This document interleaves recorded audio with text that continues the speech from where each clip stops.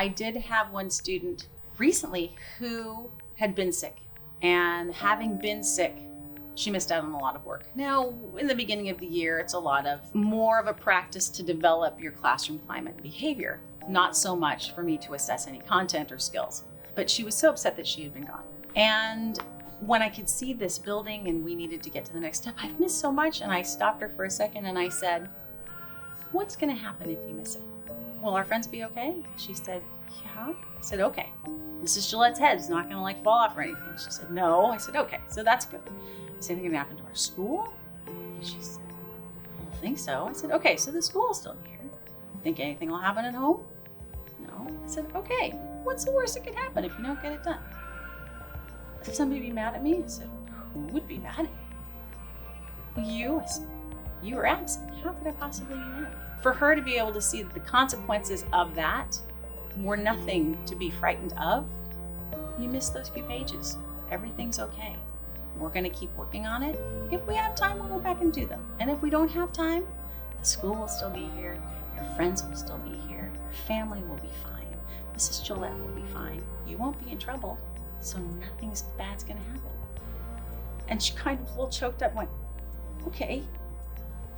And I think being able to see some of that anxiety is not knowing what's gonna happen, having her see that there would be nothing that she couldn't deal with, helped in that moment to help her feel better. Hello to our school community members. Our goal in the Woodland Joint Unified School District is to provide a learning environment that is positive, predictable, and safe, all while addressing the social-emotional needs of all of our students. When addressing mental health, we aim to provide our school communities with awareness, knowledge, and skills to best support all members in our community. We appreciate your continued efforts to create the safest learning environment for our students. Self-management is the ability to manage one's emotions and thoughts and behaviors effectively in different situations and to achieve goals and aspirations.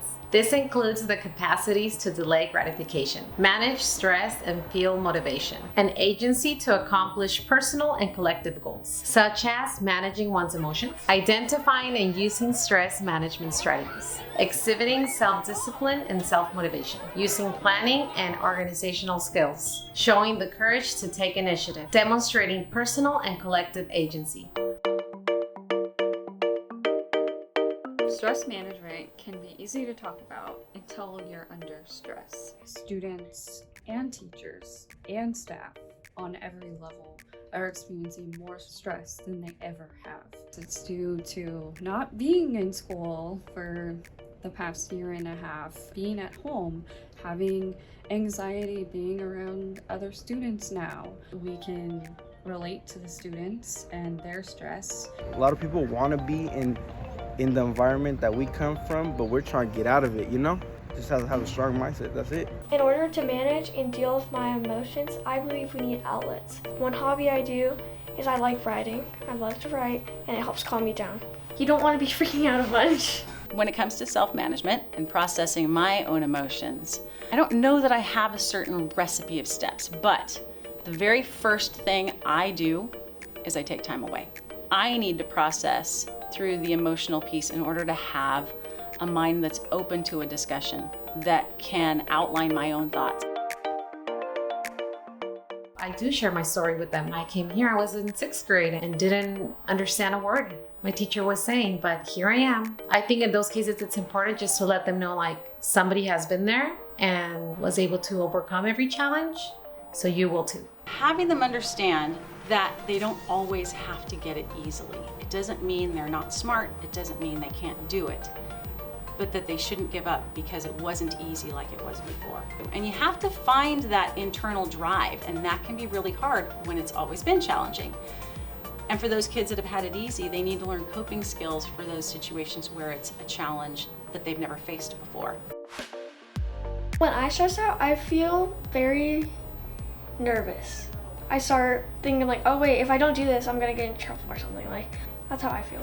I think it's very important that they feel safe to ask, so that we both are communicating with each other. Great. I'm so grateful that you were able to tell me you needed that. You go take your minute. You know you're special to me. I know you need this. Take a moment. Whenever I feel anxious, what I do is I take a deep breath And take a break from what's making you upset or stressed. My message to all my friends is to remember to always go slow, calm down, and take a break.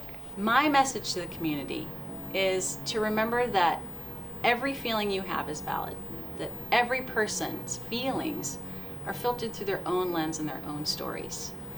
And that in those moments, to remember that those stories create those scenarios and those situations that we need to be sensitive to everybody's stories, even our own. Be respectful of them, appreciate them, and be there for them. We all are going to need each other. Thank you for taking the time to watch this video. Should you or anyone you know find yourself in need of support, please reach out to a trusted adult or visit our district social and emotional wellness page, where you will find a variety of mental health